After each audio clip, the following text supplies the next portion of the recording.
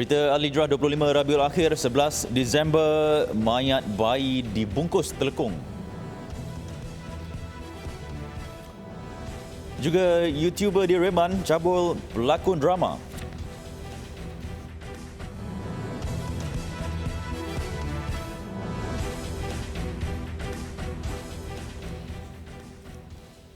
Bismillahirrahmanirrahim. Assalamualaikum warahmatullahi wabarakatuh. Berita Al-Hijrah malam ini bersama saya, Ardi Herman Marzi.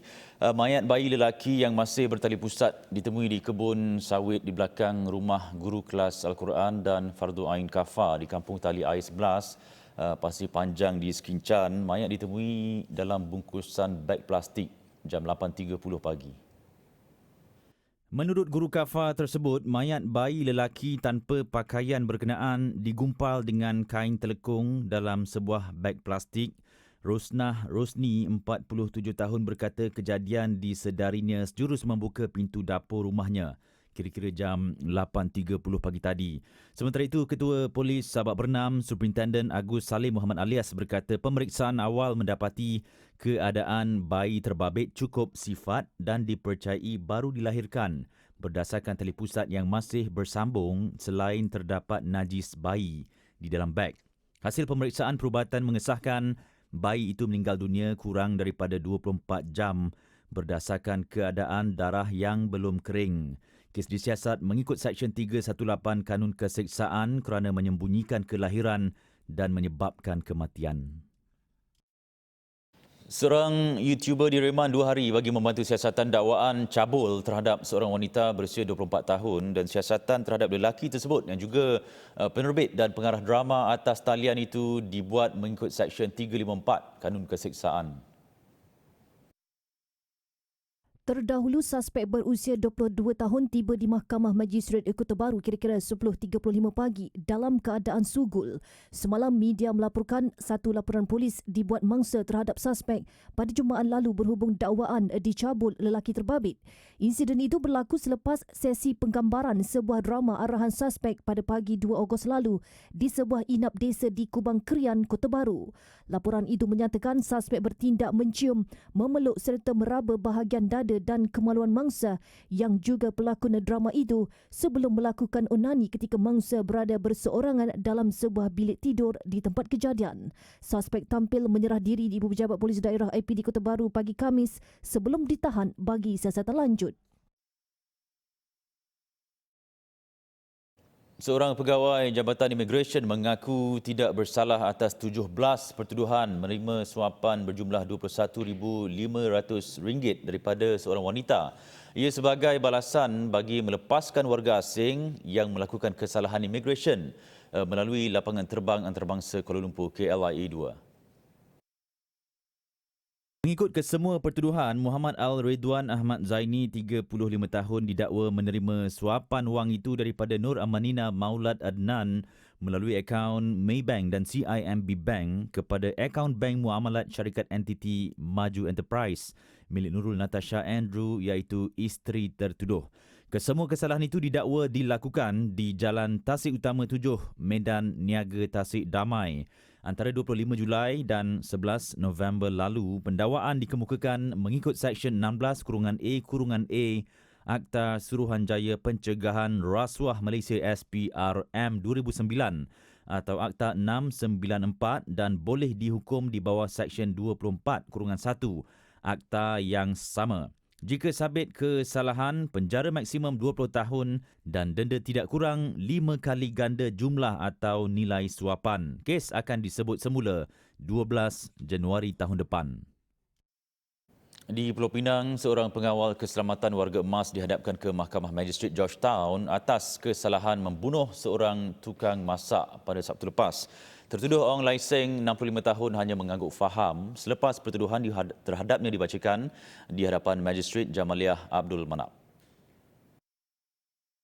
Mengikut pertuduhan, Ong didakwa membunuh Chua Kok Siong, 42 tahun, di Pondok Pengawal Blok 8 Desa Mei, Persiaran Paya Trubung pada jam 8.50 malam 5 Disember lalu Bagi kesalahan itu, Ong didakwa menurut Seksyen 302 Kanun Keseksaan jika sabit kesalahan gantung sampai mati. Kes akan disebut semula 27 Januari depan. Seorang warga Mas berpangkat Datuk meninggal dunia dalam kemalangan melibatkan dua kenderaan di Kampung Ru 10 Setiu kira-kira jam 11.35 pagi tadi. Mangsa Datuk Ajlan Muhammad 61 tahun yang juga bekas Ketua Pegawai Eksekutif CEO Terengganu Timber Industry Training Centre TTITC maut di tempat kejadian akibat parah di anggota badan. Ketika kejadian, mangsa yang menunggang motosikal berkuasa tinggi jenis Harley Davidson dikatakan dalam perjalanan dari arah Kampung Fikri Setiu ke seberang Takir. Mangsa dikatakan berkonvoi bersama seorang lagi rakan, Raja Baharudin Raja Ibrahim 44 tahun yang ketika itu menunggang motosikal berkuasa tinggi di belakang mangsa. Setibanya di lokasi, motosikal mangsa telah merempuh bahagian belakang kereta jenis Proton Iswara dari arah sama yang ingin membelok ke simpang kanan. Akibat rempuhan itu, mangsa tercampak ke jalan raya manakala kereta itu berpusing dan remuk teruk di bahagian bonet belakang manakala rakan mangsa sempat mengelak. Pemandu kenderaan Proton Iswara Roslan Yusof 56 tahun bagaimanapun tidak mengalami sebarang kecederaan. Mayat mangsa diserahkan kepada polis dan dibawa ke unit forensik Hospital Sultanah Nur Zahirah untuk tindakan lanjut. Kes disiasat di bawah Seksyen 41-1 Akta Pengangkutan Jalan APJ 1987. Masih di Terengganu, hiba hati seorang ibu apabila anak sulung yang ditatang bagai minyak yang penuh meninggal dunia selepas terbabit kejadian langgar lari pada 30 Oktober lalu. Menurut Fadilah Abdul Wahab, 50 tahun, anaknya Ahmad Faik Syauki Muhammad Sardi, 19 tahun, koma selama 32 hari sebelum kembali ke rahmatullah pada jam 8.15 malam 1 Disember. Ujarnya dia terkilan apabila anaknya ditinggalkan sendirian di tepi jalan selepas motosikal jenis Yamaha legendanya dilanggar lari sebuah Pro 2 Myvi. Pelaku yang juga individu dikenali hanya bertemu keluarga sekali sahaja dan tidak menunjukkan sebarang penyesalan serta bersikap sambil lewa di atas perbuatannya. Tidak duga dia akan pergi, saya ingatkan dia akan koma sahaja dan pasti akan sedar. Dan selepas beberapa hari dia meninggal, ada saksi dan tetampil berjumpa dengan saya, menceritakan keadaan anak saya ditinggalkan terbaring. Jadi hati saya makin terluka melihat keadaan sampai hati seorang pengetua ditinggalkan anak saya di tepi jalan dalam keadaan yang sungguh tragis. Tambah Fadilah, pelaku yang juga seorang pengetua di sebuah sekolah tidak pernah menghubungi mereka meskipun mengetahui Ahmad Faik meninggal dunia awal bulan ini. Dia berkata kepada media selepas majlis tahlil yang diadakan di rumahnya di Kampung Amir Jertih. Katanya lagi Allahyarham ialah harapan keluarga dan kehilangannya menyebabkan dia, suami Muhammad Sardi Saad 44 tahun dan anak perempuan Batrisha Umairah mengalami trauma. Sekiranya individu itu tampil membantu anaknya yang cedera parah di kepala dan anggota badan, mungkin Ahmad Faik dapat dirawat doktor dengan lebih awal. Mereka sekeluarga akan menunggu siasatan kes polis selesai sebelum akan meneruskan saman sivil terhadap pengetua sekolah berkenaan. Saya tunggu kes polis buat siasatan selesai. Dan bila selesai polis buat siasatan, memang saya akan kemukakan saman sivil supaya memberi pengajaran kepada dia dan juga kepada orang lain bahawa nyawa itu tiada galang gantinya. Ahmad Faik adalah penuntut di Institut Al-Quran Terengganu, Kuala Terengganu yang sedang menunggu tawaran ke Universiti Islam Madinah. Sebelum itu, keluarga ini pernah kehilangan anak bongsu, Ulua Insyirah, yang maut akibat kecuaian Hospital Besut pada 2013 dan telah mendapat pembelaan di Mahkamah Tinggi Kuala Terengganu pada 2018. Berpantang maut sebelum ajal. Kau kena tembak ke? Aku pun kena tembak. Itu kata-kata terakhir mendiang Sarjan Baharudin Ramli, 54 tahun, kepada Sarjan Nurihan Tari, 39 tahun, ketika berhadapan dengan sindiket penyeludupan dalam insiden berbalas tembakan pos TS-9 di sempadan Malaysia, Thailand, kira-kira jam 3.10 pagi 24 November lalu. Sarjan Nurihan berkata ketika kejadian, beliau bersama-sama Sarjan Baharudin sedang menjalankan operasi benteng wawasan Kedah Perlis. Katanya kejadian berbalas tembakan dengan penyeludup berlaku ketika beliau membuat tinjauan kali yang kedua, di mana sebelum itu kedua-dua mereka telah melakukan tinjauan pertama di kawasan sasaran kira-kira jam 10 malam. Waktu kena tu tak dapatlah nak rasa berapa kena lah. Tapi terasa lah ada apa macam kebas di perut dengan lengan saya. Kena peluru, bergegar rasa. Time tu tak tahulah berapa das yang kena. Bila dah rasa kena, niat yang lain tak ada, lawan balik lah. Beliau ditemui di kediamannya di Kamp Batalion 3 PGA Bidor Perak. Selepas kira-kira 10 minit kejadian berbalas tembakan, Baharudin mengarahkan Nurihan lari keluar dari kawasan itu untuk meminta bantuan. Nurihan berkata dalam keadaan cedera ditembak, beliau menggagahi diri berjalan dalam gelap dan keadaan nafas yang tidak menentu akibat kesan tembakan itu.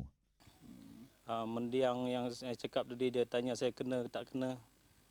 Lepas beberapa minit daripada tu lah, mendiang suruh saya keluar cari bantuan. Mungkin khawatir kekuatan kami makin kurang lah. Jadi saya sebagai anak buah dia time tu, saya terus bangun carilah jalan keluar untuk cari bantuan dalam keadaan gelap tu. Katanya jarak antara tempat kejadian dengan tempat meletakkan motosikal kira-kira 1.5 kilometer dan beliau terpaksa menukar arah jalan keluar kerana takut terserempak dengan penyeludup lain. Katanya sebaik tiba di pos TS9, beliau terus rebah dan tidak bermain lagi setelah memaklumkan kejadian kepada pegawai di pos terbabit. Sebaik selesai menjalani pembedahan di Hospital Pulau Pinang HPP, beliau terkejut dan amat sedih sebaik dimaklumkan isterinya Faradila Adam, Sarjan Baharudin telah meninggal dunia. Kini keadaan Nurihan beransur pulih selepas sebutir peluru berdekatan paru-paru berjaya dikeluarkan oleh doktor. Manakala dua lagi peluru yang berada di tulang belakang bahagian pinggul tidak dapat dikeluarkan kerana bimbang jika dikeluarkan ia boleh mengakibatkan Nurihan lumpuh. Dengan menggenggam kata-kata berpantang maut sebelum ajal, Sarjan Nurihan tidak sabar untuk menyarung kembali uniform PGA dan kembali ke lapangan bersama rakan lain untuk mengawal keselamatan dan kedaulatan negara. Bagi peribadi saya bertugas dalam PDRM. Jadi bila dalam PDRM ni memang itulah tugas dia. Jadi mau tidak mau itulah kena galas juga. Sebabnya tugas tu bukannya apa orang kata, bukan tugas yang remeh-remeh. Tugas yang mulia lah bagi saya lah. Tugas mulia untuk menjaga keselamatan negara kita lah. Dalam kejadian jam 3.10 pagi 24 November lalu, Sarjan Nurihan Tari dan rakannya Sarjan Baharudin Ramli, 54 tahun, berbalas tembakan dengan penyeludup sewaktu melakukan rondaan Ops Benteng berhampiran pos TS9, Padang Besar Perlis. Bagaimanapun Baharudin terkorban dalam insiden itu selepas ditembak di perut. Sementara itu, isteri Sarjan Nurihan turut berkongsi cerita tatkala mendapat tahu suaminya ditembak pada malam kejadian. Menurut Fardila Adam, 35 tahun, beliau dimaklumkan oleh bapa mentuanya menerusi panggilan kira-kira jam 6 pagi. Lepas tu saya rasa macam pelik lah. Kenapa bapa mentua ni pukul 6 pagi dia call. Lepas tu saya jawab. Bila saya jawab, dia tanya dulu, bapa mentua tu tanya kat saya, tidur ke? Yelah, saya cakap tidur, saya cakap macam tu. Lepas tu dia cakap, awak dengar tak berita? Lepas tu saya cakap, berita apa? Lepas tu lain pula sangkut-sangkut. Lepas tu dia tanya lagi, awak dengar tak berita? Yelah, berita apa ayah? Saya cakap macam tu kat dia. Lepas tu dia cakap, suami awak kena tembak. Lepas tu terus saya macam tak tahu nak cakap apa. Lepas tu sejuk kaki, sejuk tangan. Lepas tu saya cakap kat ayah saya. Lepas tu saya dengar ayah mentua saya tu menangis. Fardila segera mendapatkan ibunya yang berada di sebelah rumah untuk memaklumkan kejadian. Sejurus kemudian bapa Fardila terus meminta mereka bersiap untuk ke Kanga. Orang bagi tengok suami. Lepas tu masa tu dia pun tak sedar. Saya fikir, cakap kalau boleh tu awak bangunlah, awak kuatlah, saya cakap macam tu. Tapi bila saya kejutkan dia buka mata macam tu. Dia buka mata. Lepas tu doktor cakap dia dengar tu, tapi cuma dia tak dia mengantuk sebab ubat tu kan. Lepas tu kali kedua tu, bila esokkan hari tu kami nak jumpa dia tu, doktor pula tak bagi. Fardila bersyukur kerana pembedahan mengeluarkan peluru pada paru-paru berjaya dilakukan. Kini hanya tinggal 2 butir peluru lagi di dalam badan Nurihan yang masih belum dikeluarkan. Keadaan Nurihan telah beransur sembuh dan dia boleh berjalan dan makan dengan sempurna. Laporan seterusnya, 124 pelajar cemerlang daripada golongan asnaf menerima beasiswa Baitul Mal Insentif Pelajar Cemerlang Dalam Negeri daripada Majlis Agama Islam Wilayah Persekutuan Mawib. Menurut Ketua Pegawai Eksekutifnya, Datuk Akbar Samon, pihaknya memperuntukkan RM5.38 juta untuk membantu mereka meneruskan pengajian ke peringkat Menara Gading. Jelasnya, Mawib membuat saringan ketat kepada semua pelajar yang memohon dan memastikan mereka memenuhi kesemua kriteria kelayakan. Sebenarnya pemilihan kami dibuat adalah telus bergantung kepada had kifayah keluarga mereka. Jadi apabila pinggiran itu melepasi ataupun bersamaan dengan had kifayah, mereka layak menerima bantuan. Jadi kalau ikutkan dari segi normal, kita tidak contoh kita tidak mengambil kira pendapatan satu orang, kita akan mengira pendapatan si keluarga dan tanggungan-tanggungan keluarga tersebut. Seandainya mencapai had kifayah yang kami kira, maka anak-anak mereka dan mereka itu layak menerima bantuan daripada Mawib. Sementara itu, bagi Alina Yasmin Sazmi, sebelum ini dia pernah berfikir untuk tidak menyambung pengajiannya. Namun setelah menerima beasiswa Mawib, dia meneruskan pembelajaran di Universiti Malaya dalam jurusan undang-undang. Ayah saya tak bekerja sebab sakit dah 4 tahun, Kelantar. Mak saya bekerja sebagai peniaga nasi lemak. Alhamdulillah bersyukur sangat sebab saya memang kiranya kalau tak ada terima apa-apa bantuan kewangan, memang saya rasa tak dapatlah nak sambung belajar. Sebab kewangan keluarga pun cukup-cukup je dan kakak masih belajar lagi. Alhamdulillah bersyukur sangatlah.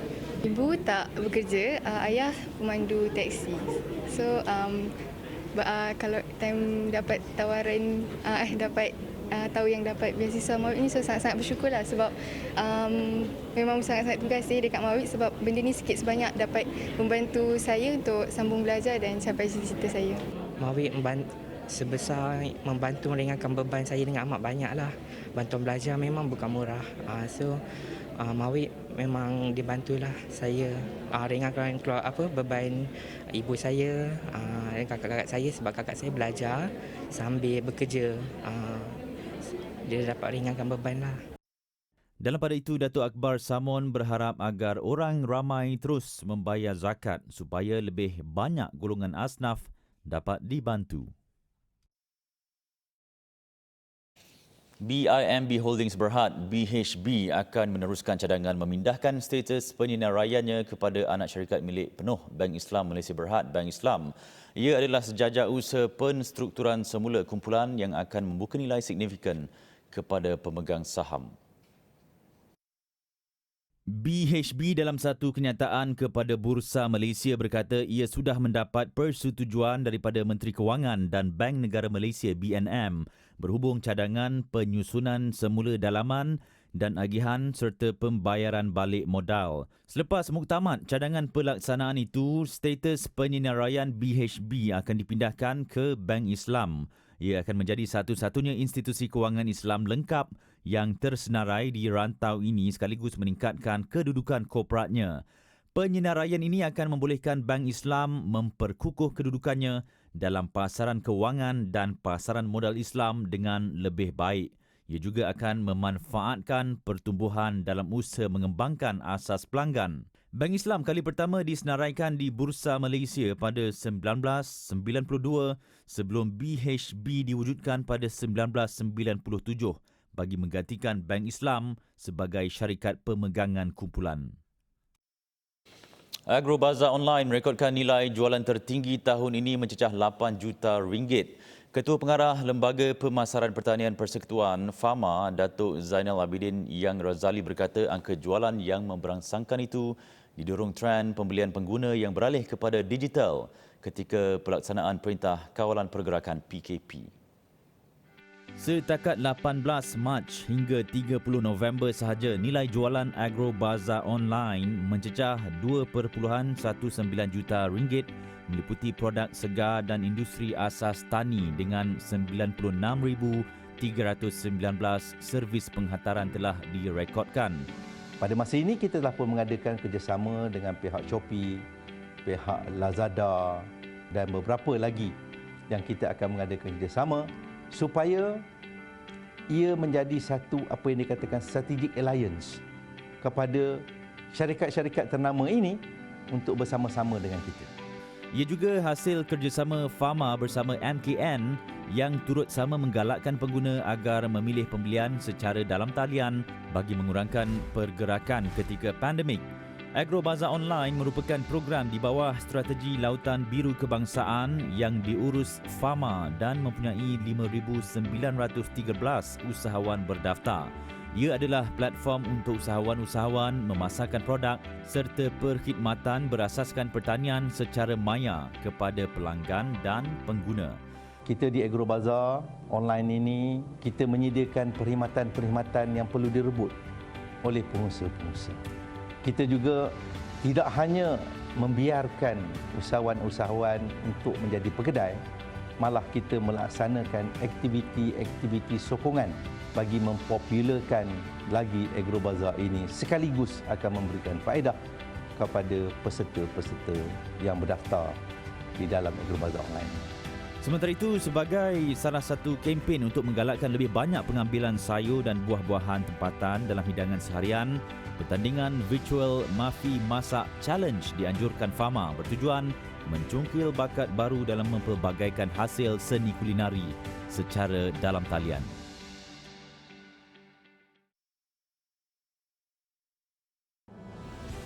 Penyampai berita ditembak. Maghribi menjadi negara Arab keempat tahun ini yang menjalin hubungan diplomatik dengan Israel selepas Sudan. Presiden Amerika Syarikat Donald Trump menerusi ucapan di Twitter berkata Israel dan Maghribi bersetuju mewujudkan hubungan diplomatik selain mengiktiraf kedaulatan Maghribi ke atas keseluruhan wilayah Sahara Barat.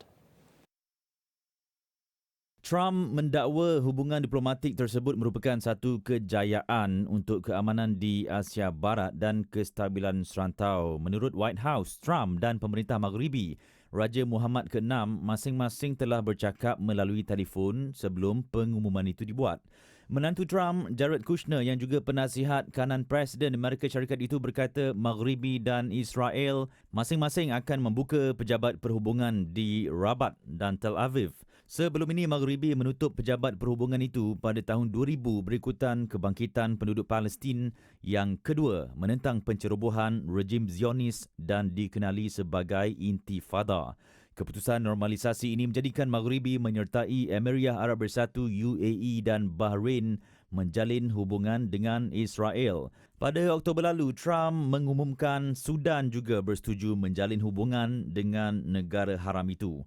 Hubungan diplomatik itu yang menyaksikan Amerika Syarikat menjadi perantara membolehkan Perdana Menteri Israel Benjamin Netanyahu melemahkan dunia Arab yang sebelum ini bersatu dalam memperjuangkan negara Palestin.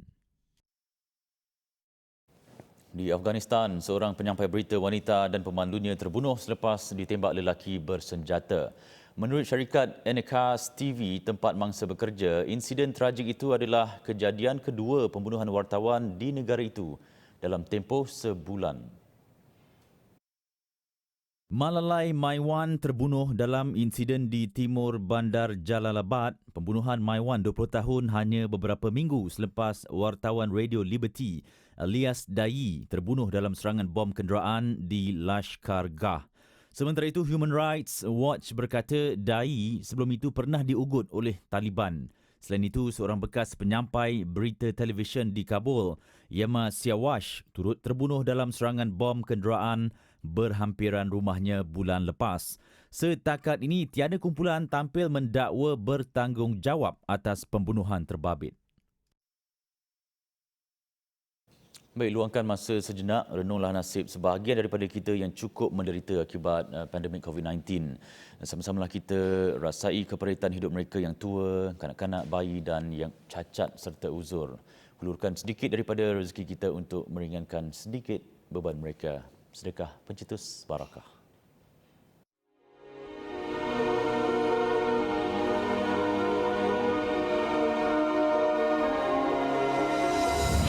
Malaysian Relief Agency MRA. Malaysian Relief Agency MRA. Sama Malaysian Relief Agency MRA. Kinabalu. Malaysian Relief Agency MRA. Malaysian Relief Agency MRA Sabah merayu orang ramai untuk menyumbang menerusi tabung kecemasan OPS COVID-19 2.0 bagi meringankan beban mereka yang terjejas akibat pandemik itu. Hasil sumbangan untuk membantu mereka yang kehilangan sumber pendapatan, pekerjaan dan aset. Sekian berita Al-Hijrah untuk malam ini. Saya Adi Rahman, kita jumpa lagi. Assalamualaikum warahmatullahi wabarakatuh dan selamat malam.